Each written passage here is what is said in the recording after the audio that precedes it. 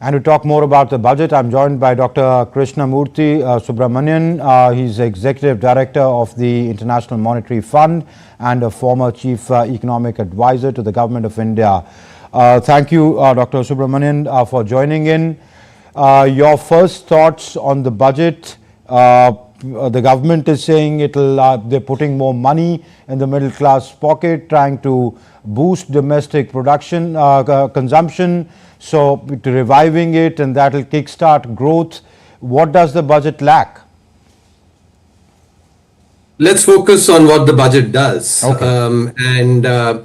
I think the emphasis on consumption by reducing the income tax rate, especially for salaried individuals, I think is a very important step. I have actually tweeted and I have laid out the numbers for the impact on consumption. The Honorable Finance Minister had mentioned that the reduction in the income tax rate will mean 1 lakh crore of money that is foregone by the government. That is a direct transfer to the middle class, and will spur consumption by about 4.7, 4.8% additionally above and beyond the rise in consumption that would have happened otherwise, and will also have an impact on GDP growth, because you have to remember that about 60% of our GDP is accounted for by consumption. So this will have an impact on GDP growth as well.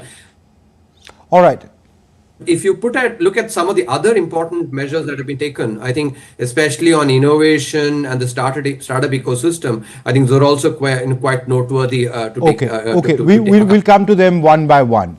So when the government with the tax relief that it's providing, there is a logic to it that it will spur our domestic consumption and growth, kickstart growth.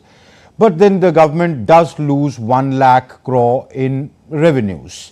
How does it, plan to bridge that? Because they're saying fiscal deficit, which is projected at bringing it down. So what? Will they borrow more? How does she plan to go about it? See, if the government were to borrow more, that would have actually meant a higher fiscal deficit. So clearly, when you look at the overall, budget mathematics, and I've been part of this administration, and therefore I can tell you, from the 2020 budget itself, there has been an emphasis on very clean budget numbers, laying out transparently, and in fact under promising and over delivering, which has been the case. So this time as well, I think with overall GST and the corporate income tax actually collections being very healthy, the 1 lakh crore that will be foregone on the personal income tax will not have a significant impact. Those of you who actually track my media interactions will remember that last year after the budget, exactly last year, I'd said that the fiscal deficit will actually be lower than 4.9%, and that is exactly how it transpired. It is consistent with the under promising over delivering. So the 4.4% that is budgeted this time actually will also be achieved. Part of it is also coming from the fact that the increase in the capital expenditure is actually not as large. It's not a substantial increase, and that also I think helps to keep the budget math quite consistent. So if the capex is not increased that much, how does the government plan to say boost infrastructure development? I think that's a good question. We have to keep in mind here that last year's budget outlay for capex was 11.1 lakh crore, and of that only 10.18 lakh crore could actually be spent. So about a 1 lakh crore short, compared to the budgeted amount, which I think seems to suggest that there may be some constraints in the infrastructure ministries to actually spend the actual budgeted amount. In some sense, I think Dr. Subramanian, they are attributing it to saying that there were elections, and then of course there are structural issues like states spending, etc., which the federal government doesn't have much leverage with. So the states have to be on the board. So, but I don't think. No, I don't think it is actually fully explained by the election, because the election could account for reduction in capex only in the first quarter. It can't explain actually why the whatever was basically not done in the first quarter, there couldn't be catch up in the subsequent quarters. Okay. And I think even with states, maybe there are some constraints states are facing in actually spending the amount. So rather than actually once again budgeting a large amount but not achieving that budgeted amount, I think the focus is on being able to do the amount that has been budgeted. Overall, I think the budgeted amount actually is not small as a percentage of the overall expenditures. It's still substantial, and I would particularly note that about 2.5 lakh crore has been allocated for capital expenditures in the Indian railways. I think that is something that is really critical, in enabling infrastructure, and thereby providing the growth impetus. Okay.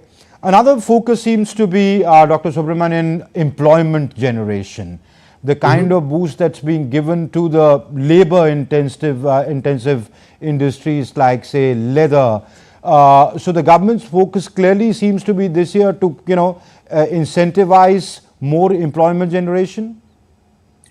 Yes, here I must actually, explain to our viewers that the data clearly shows that there has been good performance on the employment dimension. If you look at 2017-18, the labor force participation ratio was about 48%, and that has increased to over 60% now in 2023-24. So a 12 percentage point actually absolute increase in the last 6 years. At the same time, unemployment rate has fallen from around 6% in 2017-18 to about 3.2% in 2023-24. So this is an area actually where the government has done good work. I think the steps that have been taken in this budget will provide further fillip to employment creation, which is something that is really critical. If you recall, yesterday's economic survey actually highlighted that India needs to create about 80 lakh jobs annually for the young population, and therefore this impetus is something that is absolutely paramount. Okay. The push for regulatory reforms. She announced a committee to look into regulatory reforms. Would you say a step welcome, a bit late though, but a welcome step there? Yes, we have to see, how the the committee that has been announced actually goes about its work. I would particularly focus on the announcement by the Honorable Finance Minister about the direct tax code, and she mentioned that the bill will be tabled in Parliament next week. I would particularly watch what she mentioned, that the number of sections in the new tax code and the number of pages have been reduced by half. You would remember that I was part of the committee that actually drafted the tax code and submitted its report to the Honorable Finance Minister in 2019, where we had actually reduced the number of pages and the number of sections by a similar amount. So and we also reduced the complexity of the overall of the Income Tax Act. So I think that's an aspect that really needs to be we'll have to wait and watch what is achieved, because when we look at overall the regulatory sphere and the ease of doing business, tax is a really critical element of that. And reducing complexity there is something that will really provide a fillip to doing business, especially for the smaller firms. Absolutely. Well, let's see how this year plays out. Dr. Krishnamurthy Subramanian, thank you very much for joining us and lending us your insights. Thank you. Namaskar. My pleasure.